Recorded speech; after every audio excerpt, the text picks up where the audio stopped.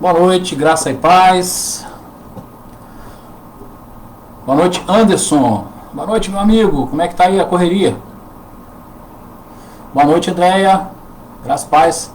Sejam bem-vindos. Boa noite, vó. Benção, vó.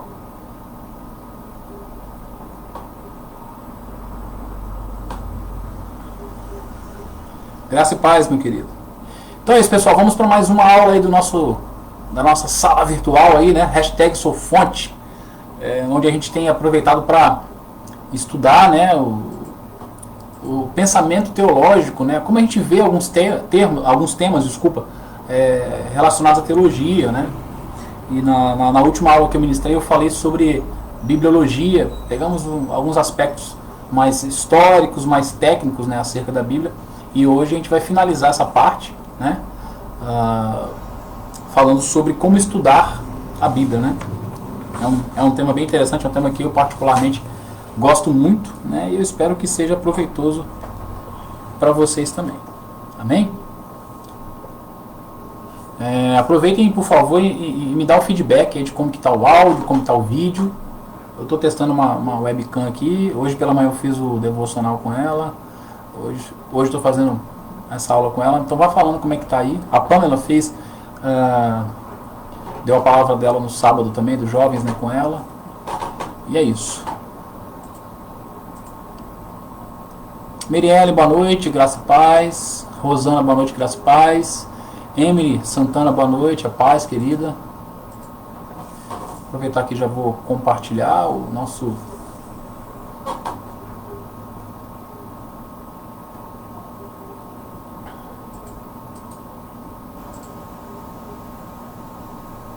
Então aproveita, queridos, e compartilha aí também, indica que a gente já vai iniciar. Já vamos começar agorinha, é só aguardar mais um pouquinho, esperar o povo entrar aí, e a gente já vai compartilhar também. Ok?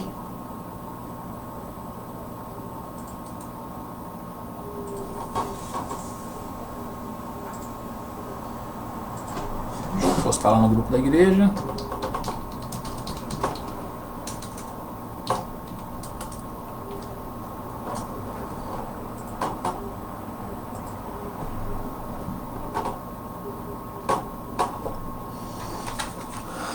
Elvis Pinheiro, paz, querido, seja bem-vindo.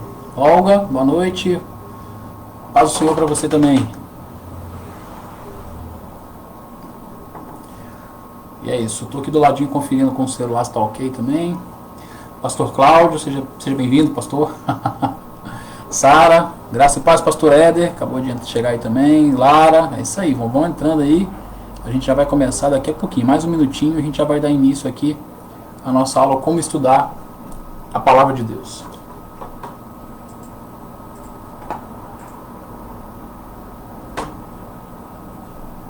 Oito e 4 agora, então aproveita você aí para criar uma sala de vídeo, para compartilhar, para indicar para algum amigo.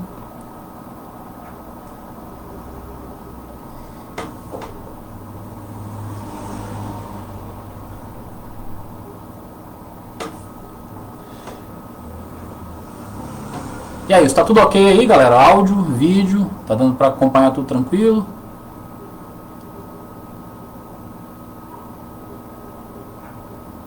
Quem puder me dar um feedback aí, por favor, eu agradeço.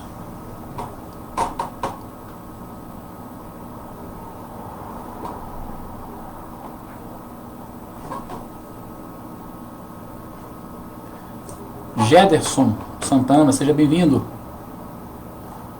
Bom, 8 e 5, então vamos orar para a gente começar a nossa aula, para a gente aproveitar mais o nosso tempo, ok?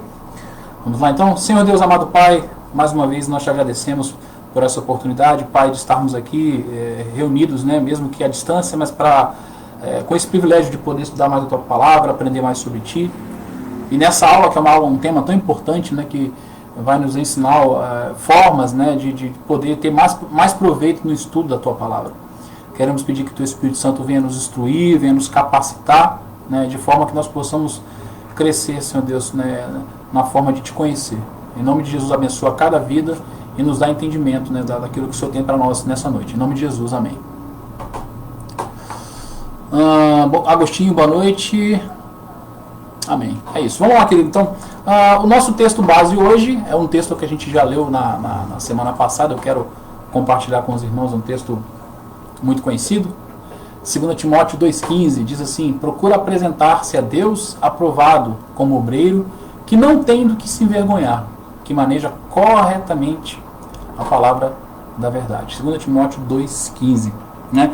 Nesse texto, então, Paulo adverte a Timóteo. Paulo está escrevendo a Timóteo. Timóteo era um rapaz novo, tinha acabado de assumir a liderança de uma igreja, e Paulo era o seu discipulador. Então, Paulo escrevia cartas a ele constantemente, né? E na Bíblia a gente vai encontrar as cartas de 1ª e 2ª Timóteo. Aqui é a segunda carta, né, que Paulo escreveu a ele, passando algumas orientações.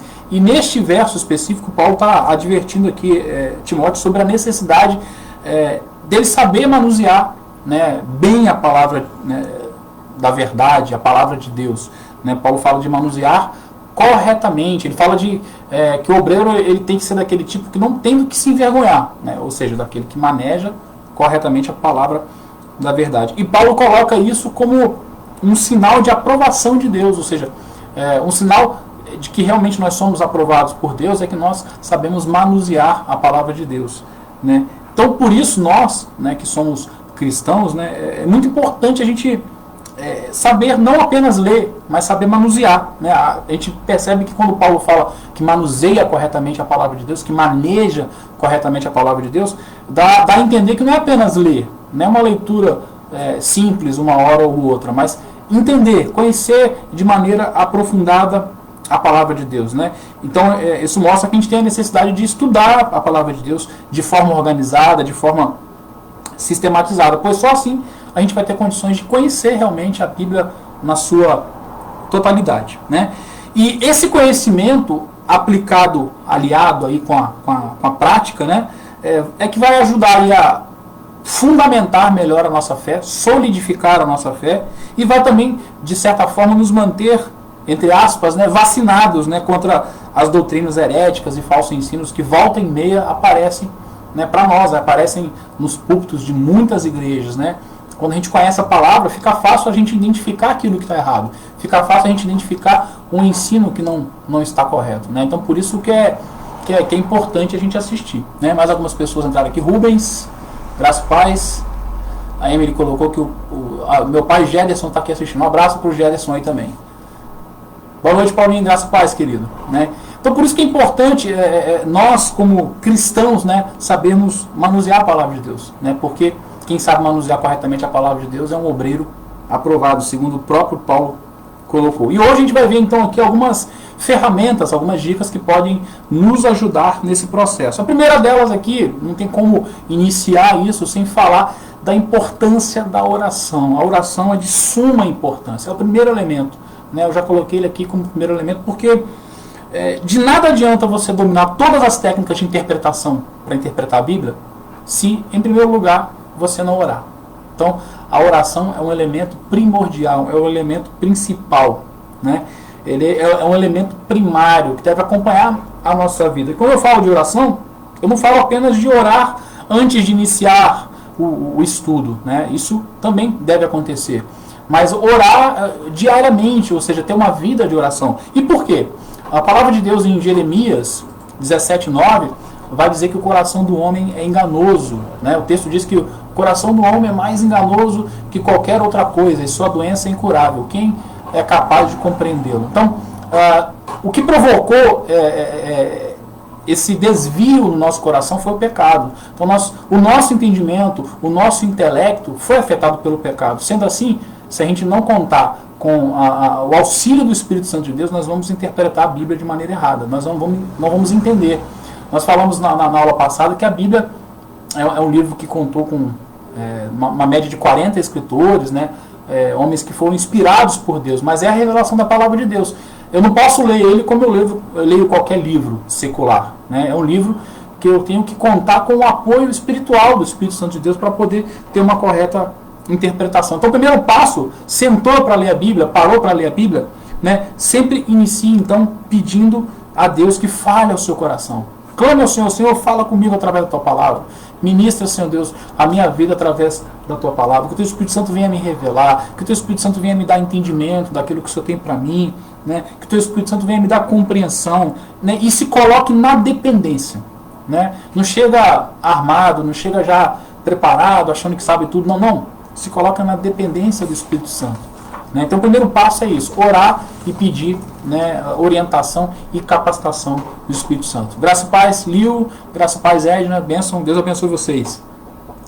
Então isso é muito importante, né? Então, entendendo que a oração é a etapa inicial, principal do processo de estudo, eu quero falar aqui sobre dois métodos, né, que são mais usados no estudo da palavra de Deus, né? O primeiro método é o método chamado indutivo, né? Nesse método chamado método indutivo, como o próprio nome sugere, né, o leitor ele deve estudar o texto cuidadosamente, observando todos os detalhes, todos os pormenores do texto, para então, né, após fazer isso, chegar a uma conclusão, né? Ou seja, ele se aproxima do texto sem ideias pré-concebidas, né? Você chega ao texto para estudar, né, totalmente desarmado, né, e deixa o texto falar o seu coração, deixa a mensagem emanar do texto, né?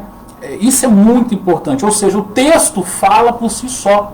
Eu não chego com ideias, com achismos, né? Não, deixa o texto falar, né?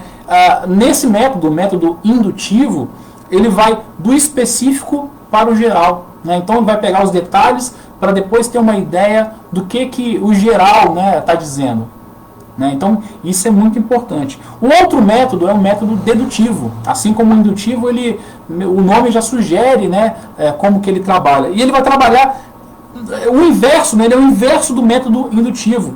Ele já chega ao texto com uma ideia pré-concebida, né?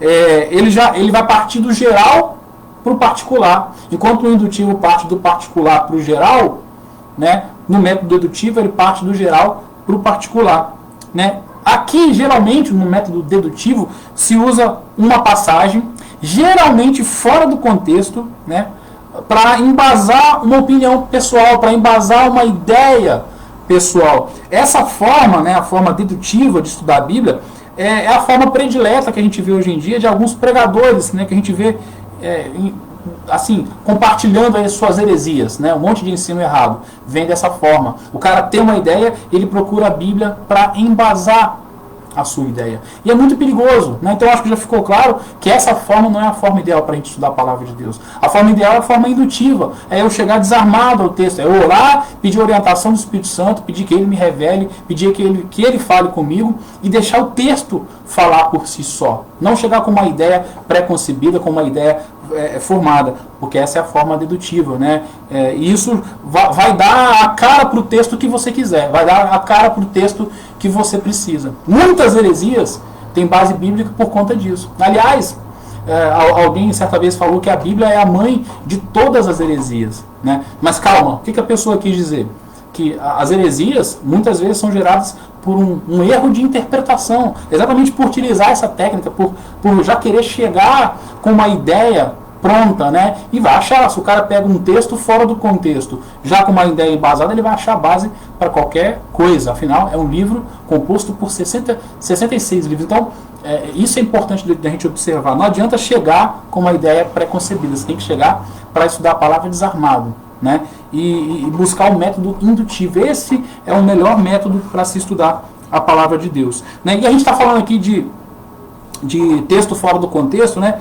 Essa fórmula dedutiva é que gerou a frase, né? Uma frase muito conhecida, né? Uma frase famosa chamada, que as pessoas geralmente dizem por aí, né? Texto sem contexto é pretexto para a heresia. Talvez você já tenha ouvido alguém falar, eu, ou o pastor Cláudio, ou algum outro pregador falar, né? É muito usada no meio de quem estuda, no meio dos teólogos, dos pastores, dos estudantes de teologia, daquele que gosta de estudar a palavra de Deus, né?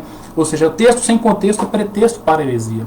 Quando você tira o texto do contexto, fica fácil você formular qualquer tipo de heresia, né? Então, isso é importante. Mas aí, talvez você que está me assistindo tenha dúvida sobre o que é, né, um contexto. A gente vê tanto falar o texto fora do contexto.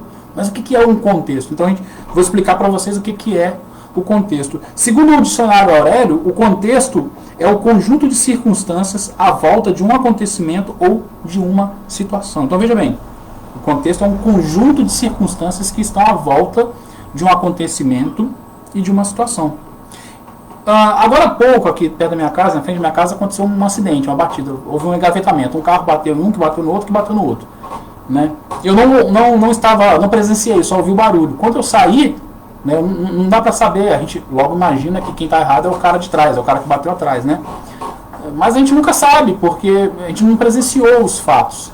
Por isso que geralmente quando um policial chega para averiguar, ele pergunta aos envolvidos, pergunta às testemunhas, quem viu, para poder ter o conhecimento dessas circunstâncias que envolvem os fatos, para que ele entenda o contexto, para que ele saiba daquilo que aconteceu. Porque se ele confiar só na impressão dele, naquilo que ele vai entender pelos sentidos, né, por aquilo que ele vê, ele vai às vezes imaginar algo totalmente diferente, né, daquilo que aconteceu de fato. Então, o contexto é exatamente isso, é o conjunto de circunstâncias à volta de um acontecimento ou de uma situação. E o dicionário Aurélio traz outras definições, ele vai falar, o contexto também pode ser aquilo que envolve algo ou alguém.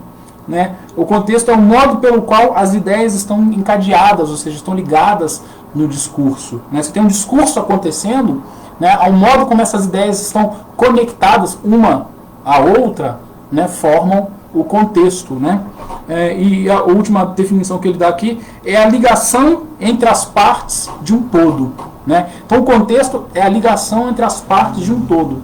Se um todo é formado, vamos imaginar, por 6 partes, e você tira uma parte, você não vai entender o todo, você vai entender uma parte de 6 partes, né? Então, numa história, é importante a gente entender o contexto, para saber o que está acontecendo, porque se eu analisar só uma parte do contexto, eu não vou entender a mensagem central. Né? E aplicando isso para a questão do texto, para a questão da interpretação bíblica, o contexto é uma ferramenta fundamental para a interpretação da Bíblia. Por quê? Ele tem a ver com o tema central do texto, o tema central, aquilo que está sendo falado. E ele é formado pelos textos que vêm antes e pelos textos que vêm depois. Ou seja, você quer saber qual o contexto de uma passagem que você está lendo? Leia, em primeiro lugar, os textos que antecedem e os textos que vêm logo após, para você começar a entender o contexto. Né? Mas, às vezes, além de ler os textos que antecedem e os textos que se sucedem, você vai ter que ler o capítulo inteiro. Às vezes, ler só uma passagem, os textos anteriores e posteriores, não vai ser o suficiente para você entender o contexto da história. Às vezes, você vai ter que ler o capítulo inteiro. Né? Vou citar um exemplo que me veio à mente aqui agora para vocês, claro. O João capítulo 6, quando você vai estudar, Jesus está falando, quando Jesus faz o milagre da multiplicação dos pães e dos peixes. Mas se você pegar o texto isolado, alguns pregadores fazem isso, você não vai entender o contexto todo. O capítulo todo fala de uma coisa só. A ideia desse capítulo é mostrar Jesus como o pão da vida. Mas quando você isola, você pega um detalhe que às vezes não é o foco do texto. O foco de João, né, principalmente o Evangelho de João, ele foi escrito para mostrar os milagres de Jesus e cada milagre revelar algo profético da pessoa de Jesus, algo que Jesus veio cumprir. Então você vai ver Jesus curando cego, curando paralítico, ressuscitando pessoas, né, e por aí vai. Então, nesse caso, ele se apresenta como o pão da vida. Então é muito importante entender, ler o capítulo inteiro, são 49 versículos, se eu não me engano agora, se não me falha a memória, né, que fala, o todo vai falar disso. Quando eu pego só uma parte, eu corro o risco de não pegar o tema central que está sendo tratado ali. Então, muito importante pegar o contexto. Às vezes você consegue pegar só um trecho pequeno e já consegue entender o contexto do que está sendo tratado, e às vezes você vai ter que pegar o capítulo todo. E às vezes você vai ter que pegar o livro todo para poder entender o contexto. E às vezes você vai ter que fazer uma análise da Bíblia. Né? Porque às vezes as coisas estão interligadas não apenas com o capítulo inteiro, com o livro inteiro, mas com outros livros da Bíblia. Que, inclusive essa é uma área da teologia chamada teologia bíblica, que analisa a Bíblia como um todo. Né? Aliás, a Bíblia é uma narrativa que forma um todo. Nós falamos isso na aula passada. Então o contexto tem a ver com isso. Então é muito perigoso eu tirar um texto fora do contexto. Eu tenho que conhecer, né, o que o contexto está falando para poder me apropriar, né, com mais verdade do ensino que está sendo tratado ali. Né? Então, agora que a gente já entendeu que a oração é o elemento principal e que eu não posso tirar o texto do contexto, a gente vai ver aqui uma ferramenta bem interessante chamada Doica. Né? Doica é letra D-O-I-C-A. Doica, na realidade, essa palavra, Doica, ela é um acróstico. O que é um acróstico? É quando você tem uma palavra onde cada letra dessa palavra forma uma outra palavra, né? Quando você tem aquelas siglas, né? Então, Doica, no caso, a letra D significa delimitação. A letra O significa observação. A letra I, interpretação. A letra C, comparação. E a letra A, aplicação. Então, você tem delimitação, observação, interpretação, comparação e aplicação. São 5 etapas que você deve seguir na interpretação. Eu tenho certeza que se você seguir essas 5 etapas, a sua forma de interpretar a Bíblia vai mudar. Você vai conseguir interpretar com muito mais clareza, com muito mais profundidade. E eu vou explicar rapidamente cada um delas, porque não dá para falar tudo aqui por causa do nosso tempo, né? Quem quiser depois eu posso mandar o PDF dessa aula em separado, só me mandar uma mensagem no particular que eu mando o PDF para você relembrar, né? Então a primeira etapa é a etapa da delimitação. O que é isso? Né? A palavra que não é muito usada no nosso contexto, né? Talvez alguns não saibam o que significa. Delimitar é nada mais nada menos do que estabelecer limites, né? Então a delimitação ela tem a intenção de definir onde começa e onde termina o texto que você vai analisar, o texto que você vai estudar, né? Em teologia se chama, usa-se a expressão também perícope, né? Então a delimitação vai definir a perícope, que é a porção que você vai trabalhar. Você vai trabalhar com um versículo só, com 2, com 3, com 4, com 5, com o capítulo inteiro. Então você está delimitando o que você vai estudar, né? O trecho que você vai estudar. Por exemplo, hoje pela manhã eu ministrei o devocional e o devocional foi feito em cima de Mateus capítulo 6, do verso 25 ao verso 34. Esse capítulo 6 todo faz parte do Sermão de Jesus, do Sermão do Monte de Jesus, sermão muito famoso. O pastor Cláudio falou em muitas lições da EBD sobre esse sermão, é maravilhoso, né? E nesse sermão de Jesus, Sermão do Monte, que é o sermão mais longo que Jesus fez, tem muitos ensinamentos. Só que nesse trecho, do 25 ao 34, Jesus fala especificamente sobre a questão da ansiedade, de não ficar ansiosos com o amanhã, não ficar preocupado, que Deus cuida de nós, né? E fala para a gente priorizar o reino de Deus, buscar o reino de Deus e a sua justiça. Essa perícope, esse trecho, né, fala disso. Então, quando eu fui preparar esse devocional, a primeira coisa que eu fiz foi delimitar, né? O que eu quero falar é sobre ansiedade, né? E sobre priorizar o reino de Deus, que eu não posso ficar ansioso, eu tenho que priorizar o reino de Deus. Então, eu delimitei o trecho que eu iria usar, que era o trecho que fala daquilo ali, do 25 ao 34. Então, essa primeira etapa é a delimitação. Essa delimitação vai variar de acordo com o foco, de acordo com o que você quer fazer. Se você quer fazer um devocional diário para você, ou para compartilhar no seu grupo, ou na sua célula, enfim, você pode trabalhar com uma porção de poucos versículos, você pode trabalhar com um texto só, né? Mas se for uma pregação, por exemplo, aí já vai ter necessidade de analisar, né, mais versículos, mais textos. Mas é importante você delimitar o que você vai trabalhar, né? Agora, sempre lembrar do contexto, porque por mesmo que você vai trabalhar um versículo só para fazer um devocional, por exemplo, para ter um devocional, é importante você entender o contexto do que está sendo falado, porque senão você vai pegar textos lá que você vai ficar, né? É complicado você pegar um texto isolado do nada sem entender o que está sendo tratado ali. Então isso é muito importante. Então a primeira etapa é a etapa da delimitação. Segunda etapa é a etapa da observação. Aqui o que a gente vai fazer? A gente vai observar o texto e o contexto, né, de forma detalhada. A gente vai procurar descobrir aqui o que o escritor quis dizer aos seus leitores originais. É importante demais frisar isso, que a Bíblia é um livro antigo, é um livro que foi escrito para pessoas da época, em primeiro lugar, né, para pessoas da época que cada escritor escreveu. Então o escritor, quando tinha em mente, ele tinha aqueles leitores, aqueles receptores em mente, né? Ele não imaginava que a Bíblia ia atravessar esse tempo todo e ia chegar aqui em 2020 a gente estaria lendo, né? Então a gente tem que levar em consideração o contexto histórico, o contexto cultural da época, né? Então isso aqui é muito importante, né? O Dr. Roberto Chagas, né, que é um pastor e escritor no livro dele, ele disse a seguinte frase sobre o processo de observação. Aqui o estudante da Bíblia aborda o texto como um detetive, né? Nenhum pormenor é sem importância, nenhuma pedra fica sem ser virada.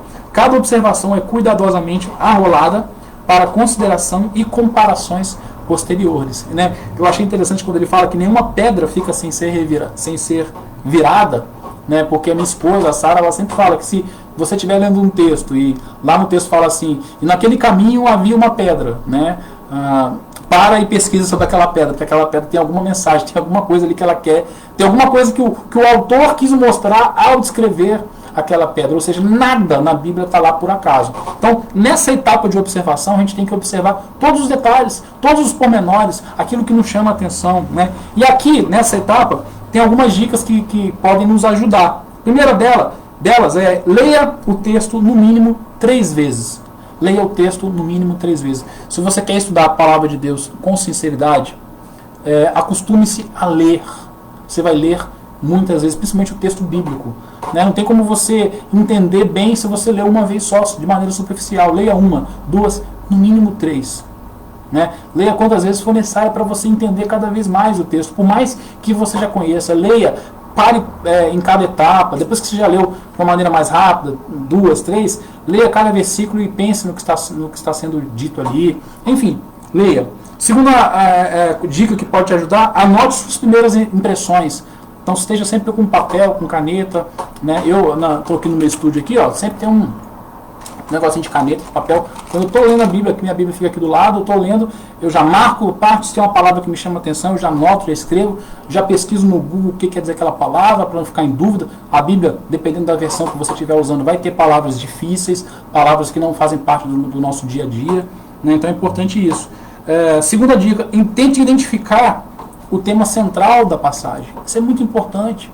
Tente identificar o tema central da passagem. A passagem tem um tema central. Então tente identificar o tema. O que a passagem está sendo tratada, né? Porque senão você corre o risco de, às vezes, pegar algo que não está sendo falado ali. Há pouco tempo atrás eu fiz um curso de homilética, né? E o professor deu um exemplo, né, de um sermão que ele assistiu.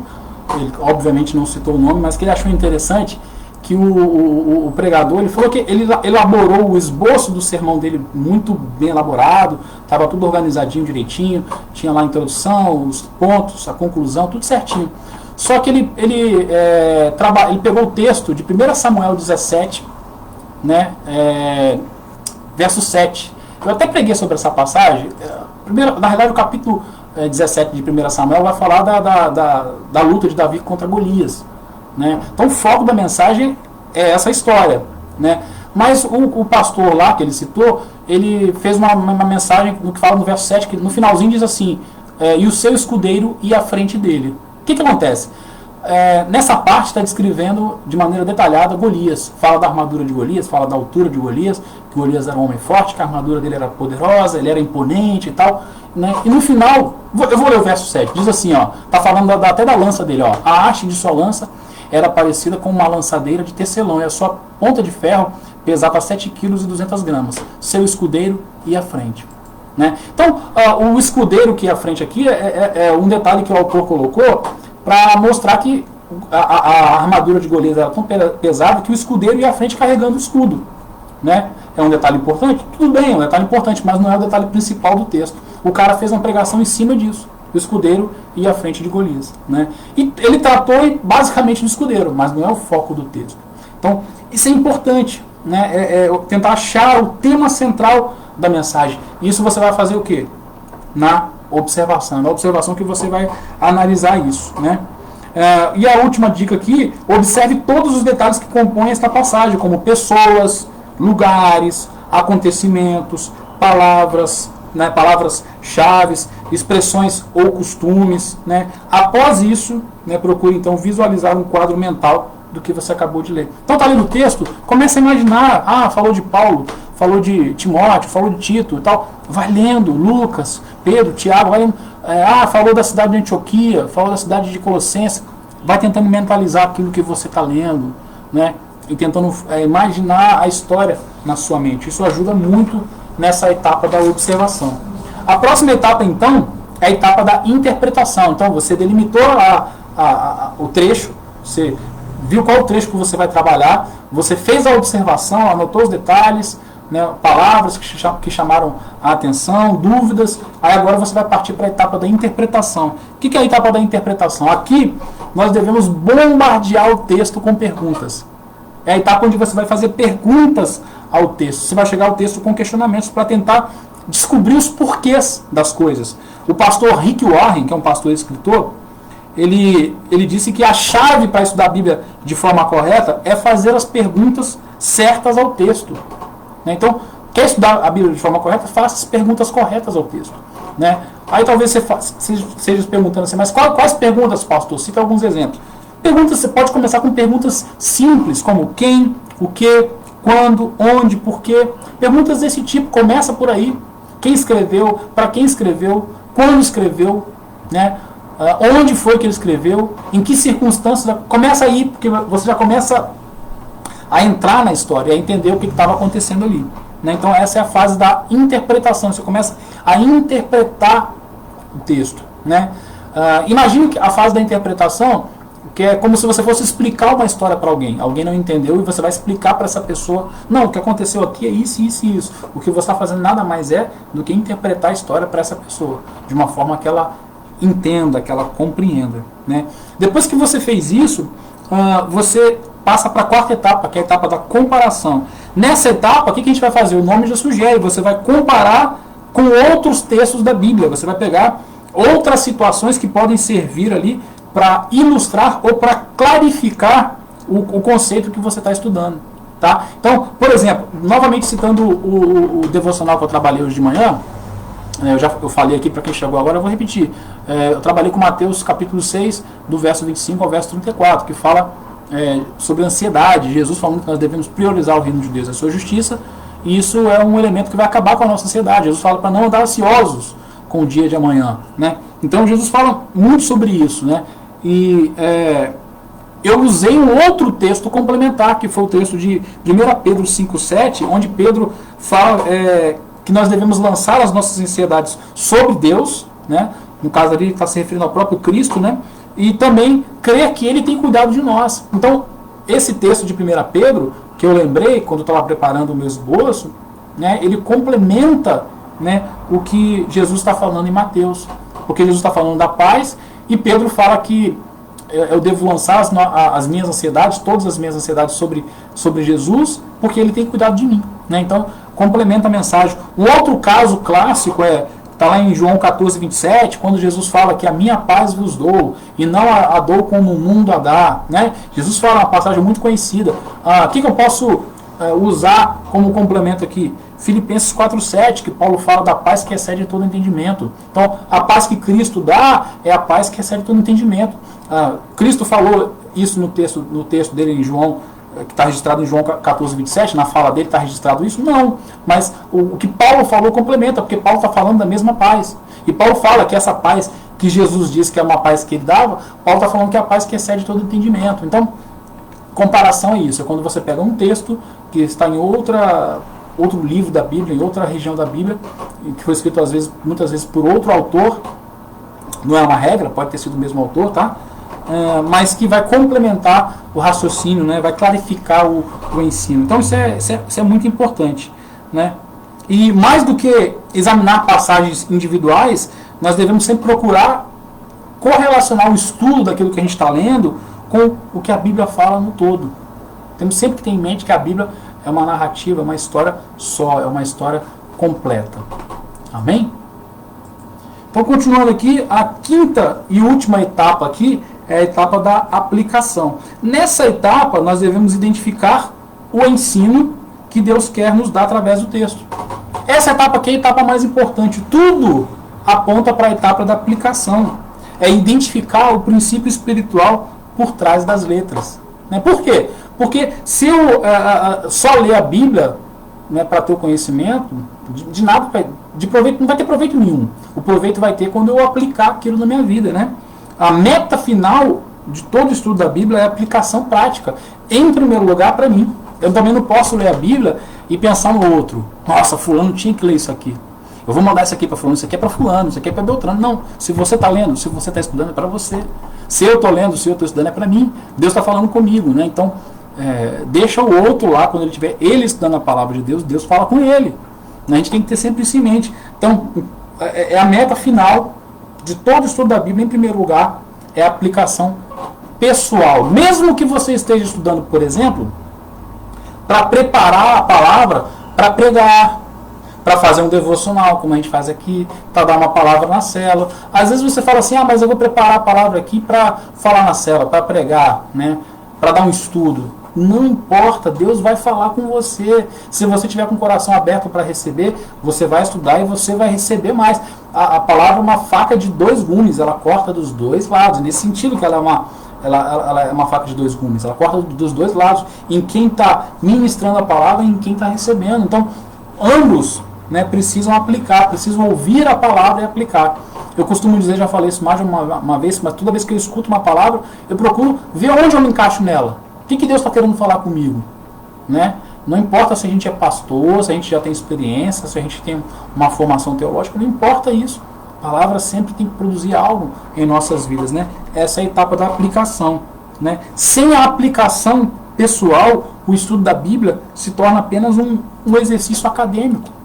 Né? Você está tendo contato ali só para encher a cuca. Aí não presta para nada. Né? Você perde o valor espiritual do estudo. O estudo só vai ter um valor espiritual quando você estuda, segue cada uma dessas etapas, mas principalmente quando você aplica. Tem um escritor chamado Howard Hendricks, ele diz o seguinte: observação e interpretação sem aplicação é aborto. Olha só, vou repetir. Observação e interpretação sem aplicação é aborto. Observar a palavra, interpretar, mas não aplicar na minha vida, não aplicar aqueles ensinos na minha vida diária, é aborto. É um filho que não nasceu. É isso que ele está querendo dizer, né? E o Rick Warren, novamente citando ele tem um livro chamado, inclusive eu indico, né, chamado 12 Maneiras de Estudar a Bíblia Sozinho. É um livro fininho, tem 100 e poucas páginas. É um livro muito legal. Né? É um livro da editora Vida, lançado em 2003. E ele fala o seguinte, ó: o ensino nos mostra o caminho no qual devemos andar. A repreensão nos indica onde saímos do caminho. A correção nos conta como voltar ao caminho. Né? E a instrução na justiça nos ensina como ficar nesse caminho. Então, a gente estuda a palavra exatamente para ser corrigido, né, em amor, né, para aprender, para entender onde erramos, onde caímos, o que precisamos melhorar, né, o que podemos fazer para voltar ao caminho, o que podemos fazer para nos manter no caminho. A palavra sempre tem essa função. Né? E as perguntas que eu coloquei aqui na apostila, abaixo, vão nos ajudar nessa etapa. Em primeiro lugar, você pode se perguntar: o que isso significa para mim? Então, você fez todos os processos lá, leu o texto. Primeira pergunta: o que isso significa para mim? O que esse texto significa para mim? Né? Como eu posso aplicar esse ensino em minha vida na prática? Né? Essa passagem contém algum exemplo para seguir? Contém algum pecado para eu renunciar? Algum erro para evitar? Alguma promessa para crer? Algum mandamento para obedecer? Alguma ação para tomar?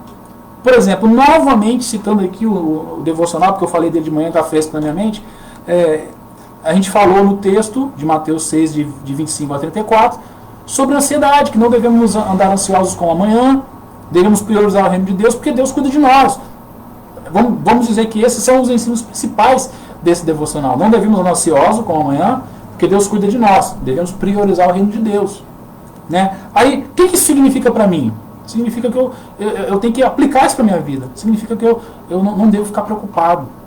Eu tenho que descansar mais nos braços de Deus. Como eu posso aplicar esse ensino na minha vida? Aí vai depender de como está a sua vida. Você tem andado ansioso? Então tem que descansar mais em Deus. Eu tenho que orar mais e falar com Deus, colocar isso diante de Deus. Tem que buscar mais o reino de Deus. Né? Essa passagem contém algum exemplo prático para seguir? De repente você sentiu que de repente não estava buscando em primeiro lugar o reino de Deus. Aí a prática está aí. Né? Tem algum pecado para renunciar? De repente você sentiu que estava errando, estava pecando, porque estava ficando preocupado demais, estava duvidando. Né? E a dúvida, a falta de fé é pecado. Então, Senhor, me perdoa porque eu tenho errado nisso, eu tenho duvidado do Senhor, eu tenho duvidado da tua palavra, não tenho confiado em ti, enfim, por aí vai. Só um exemplo, né?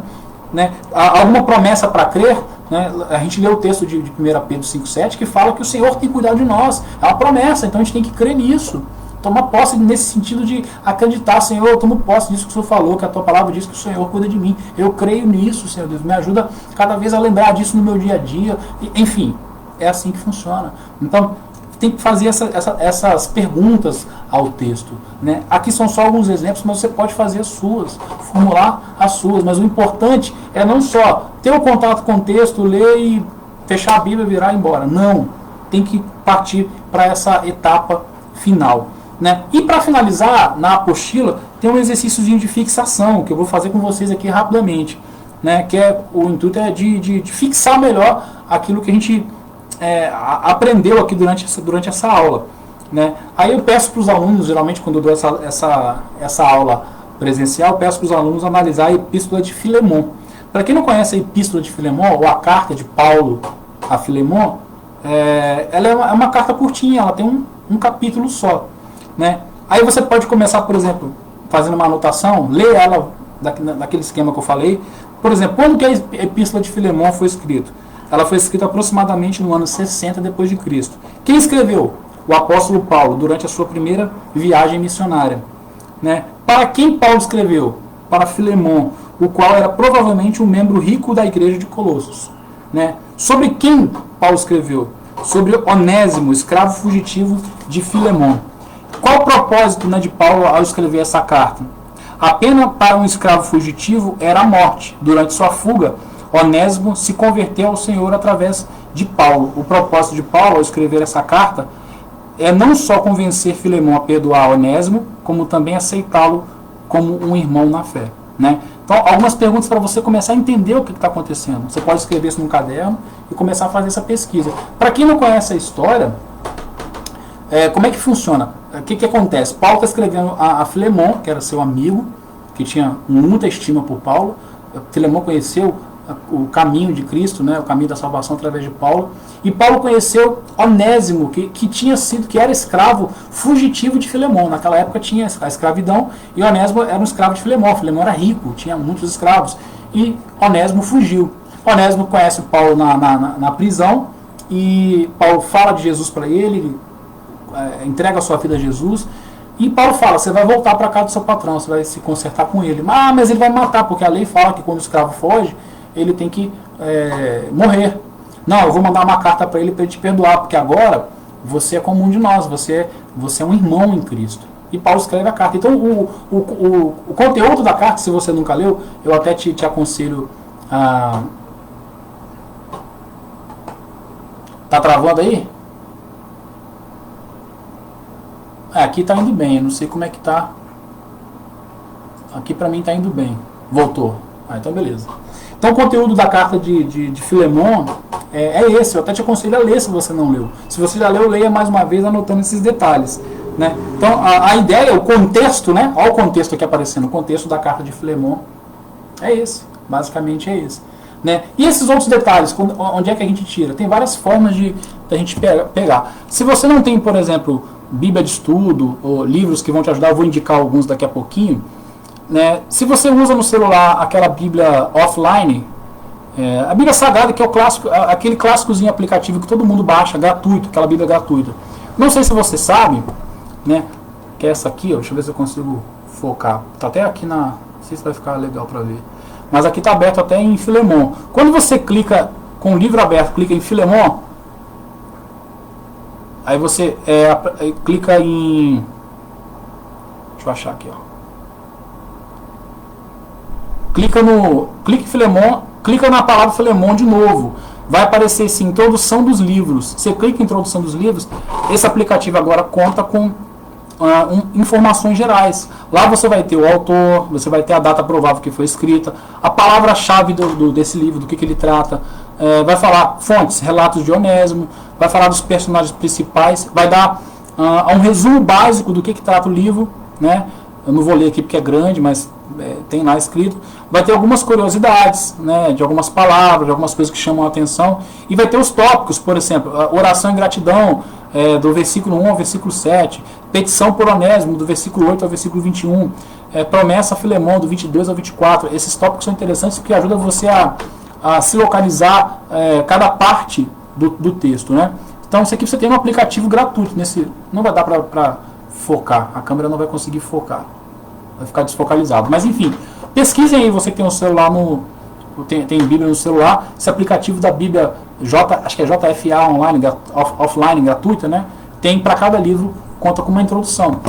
Mas você pode fazer investimento em outras ferramentas, eu até deixei separado aqui, né? Não está na aula de hoje, mas eu vou falar rapidamente, a gente tem alguns minutinhos, outras versões da Bíblia, né? Vão te ajudar. Você tem NVI, você tem Nova Almeida atualizada, você tem King James, você tem revista atualizada, revista corrigida, você tem nova versão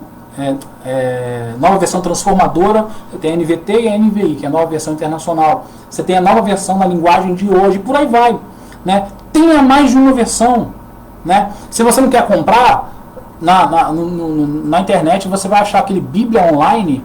Quando você clica lá em Bíblia, você vai ter várias traduções, várias versões. Você vai ter Almeida Corrigido Fiel, Almeida Revista Imprensa Bíblica, Almeida Revista Atualizada, Almeida Revista Corrigida e por aí vai.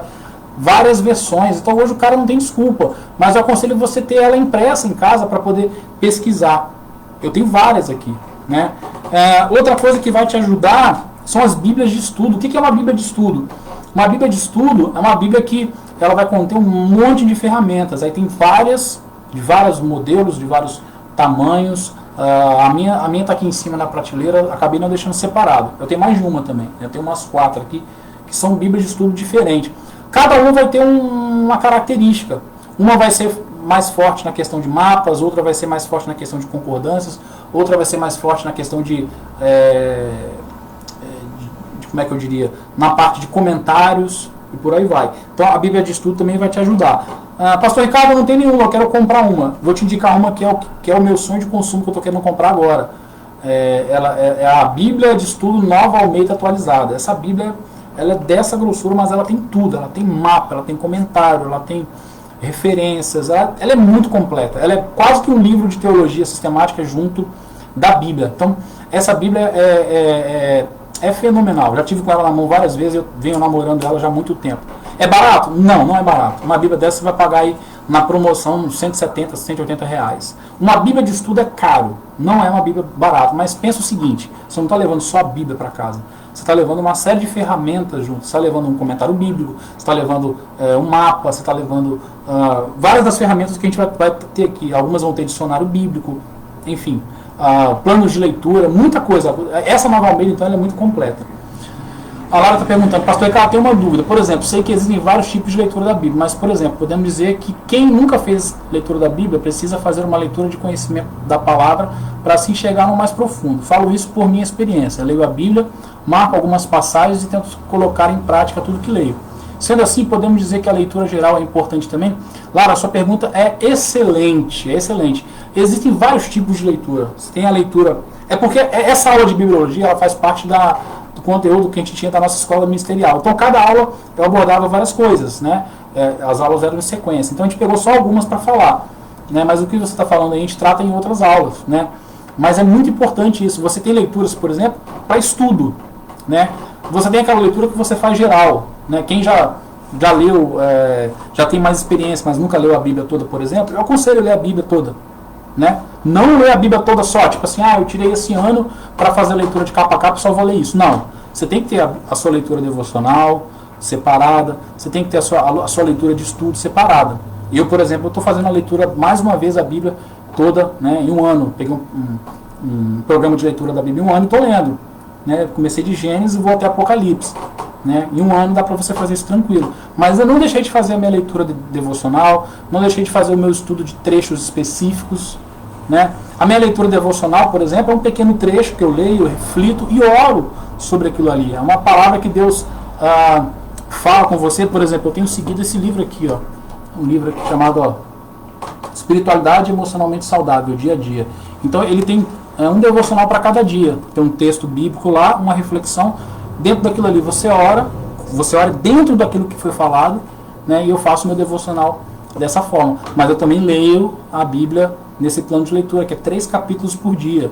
Mas também faço a minha leitura de estudo. Aí a minha leitura de estudo é quando eu separo um pequeno trecho, é igual eu fiz no devocional que eu citei hoje de manhã, eu estudei aquela parte, aquele trecho, dei uma lida no capítulo inteiro, já é um estudo um pouco mais aprofundado. Quando eu vou preparar um sermão, aí eu me dedico mais, estudo, né? Às vezes você fica horas. O pastor Cláudio até postou esses dias aí uma foto lá que às vezes você fica horas e horas e horas para dar uma hora de aula, para fazer 1 hora de sermão, né? Eu já fiquei 1 semana todo dia pegando um sermão para pregar no domingo. Já aconteceu, dependendo do texto do livro que você vai trabalhar, é mais complicado.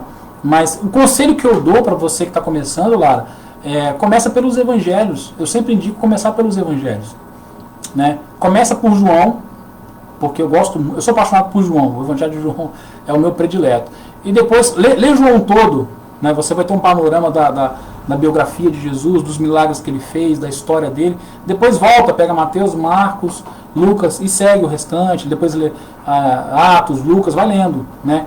Eu não aconselho você começar a ler o Antigo Testamento logo de cara, não, porque às vezes complica um pouco, a linguagem é um pouco mais difícil, a galera acaba às vezes embolando um pouco na parte das leis, enfim, né? Então começa pelo Novo Testamento, mais especificamente pelos Evangelhos, né? Lê João, depois Mateus, Marcos, Lucas, depois passa para Atos, né? Enfim, vai dessa maneira. O devocional eu vejo e acompanho com aquele site que você indicou aquela vez, que chega no e-mail. Bacana, o site que eu indiquei para a Lara é um site muito legal de devocional. Quem quiser depois, você pode cadastrar gratuitamente, é o Iluminalma. Escreve tudo junto, Iluminalma, que é de ilumina a alma, né? .com.br. Você cadastra o seu e-mail, eu também sou cadastrado. Eu recebo um devocional todo dia no meu e-mail, né? Então isso é muito bom. A Waze está colocando, eu tenho no celular o YouVersion. Nela tem como baixar várias versões e pode comparar todas as versões ao mesmo tempo. Muito bom. Eu tenho também esse aplicativo, é excelente. Ele só é um pouquinho pesado, né? Dependendo do celular, ele pesa um pouco, mas é excelente mesmo. Tem várias versões. Esse aplicativo JFA Offline, ele também tem várias versões. Você pode baixar. Eu, por exemplo, estava lendo aqui na NVI, mas ele também tem NVT, King James, Almeida Antiga, Almeida Atualizada, Nova Almeida Atualizada, Nova Versão Internacional. Ih, são muitas versões, é muita tradução, né? E por que é importante ter as versões? Porque você vai comparar. Uma versão é uma tradução diferente. Às vezes uma palavra está de um jeito em um e do outro está de outro jeito. Aí às vezes, se for uma versão mais antiga, você vai ficar com dúvida. Na versão mais nova você consegue tirar essa dúvida e por aí vai. Aí se você perguntar para mim, pastor, qual que você usa mais? Depende, eu uso vários. Mas eu uso mais, assim, por exemplo, para pregar, para dar aula, eu uso mais a NVI, que é uma linguagem um pouco mais popular. Mas eu gosto muito da King James, eu gosto muito da Nova Almeida Atualizada. Eu gosto muito da Nova Almeida Atualizada. Ficou uma linguagem muito legal, mas ainda não pegou. As igrejas não pegaram muito a Nova Almeida Atualizada, que se escreve NAA. Mas é importante vocês começarem a pesquisar, né? O legal seria até a gente, de repente, adotar uma versão para todo mundo lá na igreja ler essa mesma versão, né? Até uma vez até sugeri isso ao pastor, porque fica mais fácil até para a questão de textos, né? Porque todo mundo acaba comprando às vezes uma Bíblia, ou até mesmo no celular usando uma versão diferente, e fica diferente na hora da pregação, na hora de ouvir mensagem. Mas é só uma coisa minha, né? Então a Bíblia de Estudo é interessante, né? Outra coisa interessante é o dicionário bíblico. O que é um dicionário bíblico? Um dicionário bíblico, deixa eu ver se eu tenho algum perto, porque os meus são tudo da prateleira de cima aqui, eu acabei não separando, mas eu tenho um livro aqui que ele é um mix de todos. Esse aqui, ó, eu tenho alguns livros em cima e os livros embaixo. Esse manual bíblico aqui, ele tem de tudo um pouco. Ele vai ter dicionário bíblico, ele tem comentário, ele tem mapas, ele tem muita coisa, tem ferramentas arqueológicas, você vai ter fotos, ó, você vai ter... Deixa eu ver mais o que ele vai ter de interessante. Você vai ter comentários, aquele comentário que eu falei de cada livro, quem escreveu, para quem escreveu, quando foi escrito. Então isso facilita o estudo, né? E facilita você entender mais do que se trata. Esse livro aqui ele era da minha mãe, ficou para mim, né? De herança. E é muito legal, porque ele é, como é que fala? Ele é um mix de tudo, né? Ele tem um pouquinho de cada coisa. Você vai ter também um dicionário bíblico, né? Palavras que você vai encontrar na Bíblia, que às vezes você vai querer saber o significado. Você vai ter uma parte no final aqui que é bem legal, falando do como a Bíblia chegou até nós, falando um pouquinho da parte histórica, Enfim, é um livro muito legal. Isso aqui é só um exemplo. Então é isso. Então, o dicionário bíblico vai ter essa função. Ele vai ter nome de lugares, nome de pessoas, objetos, de conceitos em geral, né? E você vai achar alguns aplicativos para celular gratuito. O dicionário bíblico não é muito bom, não tem muitas funções, muita ferramenta, mas para quem não tem nenhum, é melhor do que nada. André, por que existe a repetição de alguns versículos em Mateus, Marcos e Lucas, por exemplo? Então, André, como eu falei, tem uma aula dessa de cristologia que a gente explica isso aí. Os evangélicos, ela apagou o comentário? Sumiu aqui pra mim, cadê? Ou eu que mexi? A pergunta dela foi boa, acho que ela apagou, não sei, sumiu a pergunta dela. Nós temos 4 evangelhos, Mateus, Marcos, Lucas e João. João é bem diferente dos 3 primeiros. Os 3 primeiros, Mateus, Marcos, Lucas e João, são chamados de evangelhos sinóticos, que têm a mesma ótica, quer dizer isso. Então você vai encontrar narrativas não idênticas, mas parecidas, né? Nos 3. Às vezes um detalha mais do que o outro, às vezes um pega um ângulo da história que o outro não viu, né? E por que tem os evangelhos? Cada um foi escrito para um povo diferente, né? Como eu falei, o tempo não permite, mas tem uma aula que eu explico essa parte detalhada, né? Mas basicamente é isso. Mas eles narram a mesma história sobre óticas diferentes. E o interessante é isso, porque eles não falam nada que um contradiz o outro. São escritores diferentes, né? Falando da mesma coisa, mas de formas diferentes. Isso é legal, né? Às vezes você não percebe isso no nosso dia a dia. Igual você tem o exemplo do acidente, se você pegar 4 testemunhos de um acidente, cada um vai contar de um jeito, né? Mas isso mostra como a Bíblia é realmente um livro inspirado por Deus, porque você tem 3 autores, 4 autores falando da mesma coisa. João, ele vai escrever, ele vai narrar um pouco diferente na linguagem, mas ele narra basicamente a biografia de Jesus, os milagres que ele fez, os sinais, né? Também é muito interessante o Evangelho de João. Outra coisa importante são os atlas bíblicos. Eu tenho alguns atlas aqui, eu tenho livros de atlas bíblico que você abre, você tem vários tipos de mapas. Às vezes é interessante, fala que Jesus andou de um lugar para o outro, ou a viagem do povo do Egito para a terra de Canaã, para a terra prometida. Você quer saber como que foi, quantos quilômetros foi, nos mapas você vai encontrar isso tudo de forma visual, né, bem interessante. Concordância bíblica, né, que é um auxílio que você vai geralmente encontrar no final de algumas Bíblias mais antigas tinham as concordâncias, que vai conter um índice em ordem alfabética das palavras usadas nas escrituras. Serve para localizar textos também. Às vezes você quer localizar um texto, uma palavra, onde que você vai achar a palavra amor, onde você vai achar a palavra pecado. Isso é concordância bíblica, né? As Bíblias mais antigas vinham com isso, as Bíblias mais novas não vêm. Por exemplo, há pouco tempo eu comprei essa Bíblia aqui, King James. A minha Bíblia é de bolsa, assim, ela é pequenininha, fininha, tem a letra bem pequenininha, eu não consigo ler sem óculos, e ela não tem nada, é só a Bíblia, né? Nada, né? Deixa eu explicar o que eu quis dizer aqui.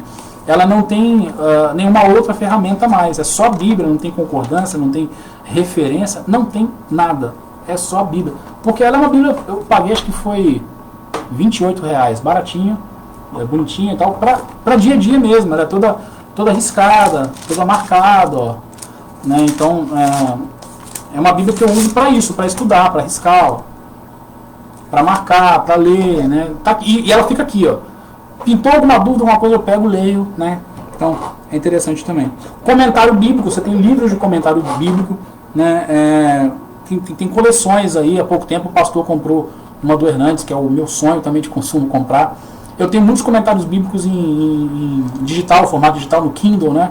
Que é aquele formato digital. O Kindle é tipo um tablet que você compra livros digitais para eles.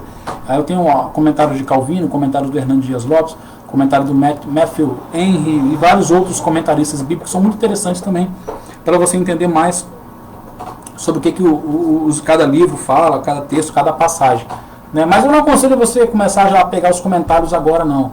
Porque o comentário, queira ou não queira, tem a ótica do comentarista. É um cara que leu, estudou e fez o comentário dele. Então, primeiro é bom você conhecer bem a história da Bíblia, você e a Bíblia. Depois, mais tarde, você começa a ter contato com o comentário. Mas é uma excelente ferramenta, né? E as colunas de referências que algumas Bíblias vão ter, geralmente no meio da Bíblia, a coluna de referência tem vários textos pequenininhos, algumas tem embaixo. que vai dar uma referência. Às vezes você tem um versículo lá, e aquele versículo tem uma referência, tem uma letrinha pequenininha. Por exemplo, você leu lá Jeremias 17:9, às vezes embaixo vai estar assim, Isaías 4:3, exemplo, tá? Eu estou chutando aqui, não lembro de cabeça não. Significa que Isaías 4:3 vai falar alguma coisa referente a esse versículo, por isso que é colunas de referência. Aí quando você vai lá em Isaías 4:3, está falando algo similar ou complementar, né, ao que está sendo falado no livro de Jeremias. Então, coluna de referência também é interessante. Então é isso, são essas ferramentas aí para usar. Talvez você que está vendo aqui agora, você possa achar que são muitas informações, mas é um processo. Começa, o importante é começar. Eu não posso deixar de falar, falta só um pedacinho para terminar aqui. A gente falou da carta de Onésimo, a gente fez aquela primeira parte, né? Quando foi escrito, quem escreveu, para quem escreveu, sobre quem escreveu, com que propósito escreveu, né? E a aplicação disso. Lembra que eu falei que a aplicação é mais importante? Então não posso deixar de falar da aplicação. Aqui a gente vai encontrar vários princípios espirituais. Em primeiro lugar, devemos perdoar nossos próximos. A gente aprende com o exemplo que Paulo está dando a Filemão, de que ele deve perdoar Onésimo, que era seu escravo. A gente aprende que a gente tem que perdoar o próximo. A gente aprende também que nós devemos amar ao próximo acima dos seus erros. Veja bem, se para Filemão foi difícil perdoar alguém que era seu escravo, que agiu errado, que fugiu, que quebrou a lei, né? A gente tem que perdoar. E Filemão fez isso, Filemão recebeu ele, então nós temos que perdoar, né? O que a gente aprende? Que não existem níveis sociais para quem está em Cristo. Porque Paulo fala com Filemão que Onésimo agora era irmão em Cristo, então a gente tinha que receber ele, porque ele era como um de nós. Tem que receber ele agora, não tem diferença nenhuma dele para nós, ele é irmão. Então em Cristo não existem níveis sociais, não existe diferença de níveis culturais, níveis raciais, nada. Em Cristo todos nós somos iguais, como o próprio Paulo falou, né? Não há judeu, não há grego, não há nada. Somos todos iguais em Cristo. E sobre a aplicação prática, como que eu aplico, né, isso na minha vida, né? Primeira pergunta, eu tenho perdoado as pessoas que falam comigo? Filemão teve que aprender a perdoar ali Onésimo, que falhou com ele. Eu tenho perdoado as pessoas que falam comigo? Eu tenho amado essas pessoas, e o amor aqui não é um amor de palavras, mas é um amor prático. Filemão, ele teve que amar na prática, ele teve que perdoar, teve que receber Onésimo, né? Amor, atitude, né? Eu trato diferente as pessoas por causa do seu nível social. Filemão podia pensar assim, não, mas esse cara é meio empregado, era escravo, né? Escravo mesmo, naquele contexto de escravo, não, porque naquela época existia isso, né? Filemão se converteu, mas eles mantiveram os escravos, né? Porque era o contexto cultural da época, isso foi mudando com o tempo. Mas Paulo, devagarzinho, ele combateu a escravidão e falou o quê? Recebe ele, porque agora ele é irmão em Cristo, ele é igual a nós. Então o que Filemão, essa história nos ensina? Né? Que nós devemos perdoar, que nós devemos amar as pessoas e que não podemos tratar as pessoas, né, de forma diferente por causa do seu nível social, né? Então, acredito que deu para perceber o quanto é legal, o quanto é importante a gente estudar a Bíblia de uma maneira organizada. Quando a gente usa as ferramentas corretas, o estudo fica muito mais interessante. Eu quero te incentivar a fazer isso. Se você quiser, me manda mensagem particular, eu te mando o PDF dessa aula para você reler e estudar com calma, né? E assim você conseguir absorver mais quando você estiver estudando a palavra. Tem gente que fala assim que mas estudar a Bíblia é chato. Não é chato, é maravilhoso, é delicioso, é gostoso, né? É algo muito bom, né? De repente você está fazendo da forma errada, você não encontrou prazer porque você está estudando da maneira errada. É algo prazeroso que alimenta a nossa alma, né? É algo que faz bem para nós. Tem gente que fala assim, mas estudar a Bíblia é muito difícil, estudar a palavra de Deus é muito difícil. A palavra de Deus é algo para teólogo, é algo para pastor. Vocês pastores, vocês teólogos que estudaram, né, estudam a vida inteira para isso. Não, você está errado nisso também. A palavra de Deus é a revelação de Deus aos seus filhos. E Deus não tem filho só teólogo, Deus não tem filho só pastor, né? Deus tem filhos que são simples, que às vezes não conhecem, que às vezes não sabem nem ler direito, ou que leem muito pouco, né? Então a palavra de Deus não é difícil assim. Claro, existem alguns livros que você tem que estudar um pouco mais. Vai ler Apocalipse, né? É complicado até para quem é mais estudado. Mas o essencial da palavra de Deus é para todo mundo, está aberto para todo mundo estudar. E nós contamos, que é o principal, com a atuação do Espírito Santo em nossas vidas, nos dando entendimento, nos dando sabedoria, nos dando clareza, né? Então, realmente assim, fica aqui o meu incentivo: estude a palavra de Deus, com afinco, procure buscar cada vez mais isso. Karine, quando comecei a caminhar com Deus, eu não entendia necas de catibiribas da linguagem da Bíblia. Então eu comprei uma Bíblia baratinha na linguagem de hoje. É muito bom para atender as histórias dentro da Bíblia. Sim, Karine, é bom mesmo. A Bíblia na linguagem de hoje, como o nome sugere, é uma Bíblia com uma linguagem mais popular. Né? Para quem está começando, realmente é uma boa. Quem não quer a Bíblia na linguagem de hoje, porque é uma linguagem muito popular, e às vezes até para você acompanhar os textos na Bíblia muda muito, alguns não consideram a nova tradução na linguagem de hoje nem como uma tradução, consideram como uma paráfrase. O que é uma paráfrase? Uma paráfrase não é uma tradução, mas é como se fosse uma pessoa contando a história. Uma tradução é quando o cara obedece as regras gramaticais do texto e vai traduzindo, tá? Mas a paráfrase é quando o cara conta a história. Então, existem várias paráfrases e muitos consideram a nova tradução da linguagem de hoje como uma paráfrase. Tem uma outra paráfrase que eu tenho aqui que é muito boa, que é a mensagem do falecido pastor Eugene Peterson, muito boa também, mas é uma paráfrase, não é uma Bíblia para você estudar, para você, até para fazer devocional é legal, mas não é para você dar um estudo, pregar em cima dela, né? Mas é bom para quem está começando a ter, para conhecer as histórias, é bem legal.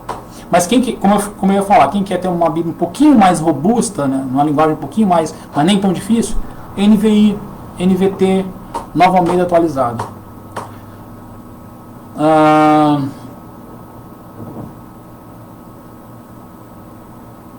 Amém. Então é isso, queridos. Não sei quem ficou com alguma dúvida, se quiser perguntar mais alguma coisa, fique à vontade. Se quiser me perguntar no particular também, é só mandar mensagem que eu respondo numa boa, vai ser o maior prazer. Eu amo essa parte de bibliologia, né? E gosto também de ajudar. Então fique à vontade, né? Se quiser o PDFzinho, eu mando o PDF. Se precisar de algum tipo de ajuda, pode contar comigo também. Mas fica aqui o incentivo: estude a palavra de Deus. Seja como os crentes bereanos, que tudo aquilo que Paulo pregava, eles iam conferir se está certo. Ah, pastor, mas eu posso fazer isso? Pode fazer isso quando eu estiver pregando, quando eu estiver ensinando, quando o pastor Cláudio estiver fazendo, quando o pastor Éder, pastor Cláudio, pastor Éder, qualquer pastor. Pode ser o pastor que você mais gosta aí de ouvir. Né? Você pode fazer isso, você pode... será que é isso mesmo que falou? Deixa eu conferir na Bíblia se está certinho o que ele está falando. Pode, deve fazer isso. Nós devemos ser como os crentes bereanos. Beleza? Vou orar então para agradecer por essa aula. Obrigado aí pela presença de todos. Que Deus abençoe cada um de vocês. Amém? Pai, eu te agradeço, Deus, por essa aula. Nos ajuda, Senhor Deus, a amar mais a Tua Palavra. A Tua Palavra, como ela mesma diz, é lâmpada para os nossos pés, é luz para o nosso caminhar, é luz para a nossa alma, para a nossa vida.